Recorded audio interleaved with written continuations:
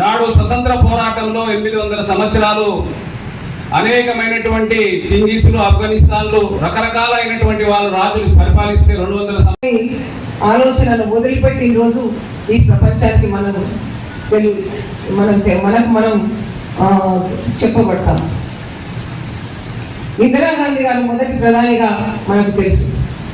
మరి అంతమంది మగవాళ్ళు ఉన్నా కూడా ఇందిరాగాంధీ గారు ప్రధానమంత్రిగా ఈ దేశాన్ని ఎలా ముందుకు తీసుకువెళ్లారో మనకు తెలుసు.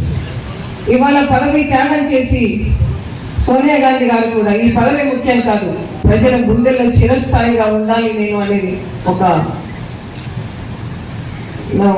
అంటే వారి ఆలోచనతో ఇవాళ మనకు ఈ దేశాన్ని ముందుకు తీసుకుపోతున్న మహానుభావురాలు. ఇవాళ తెలంగాణ గురించి చాలా మంది చాలా విధాలుగా మాట్లాడుతున్నారు. తెలంగాణ అంటే తెలుగునోడు కూడా మాట్లాడితే మనం దానికి సమాధానం చెప్పాలంటే చాలా ఇబ్బంది అనిపిస్తుంది.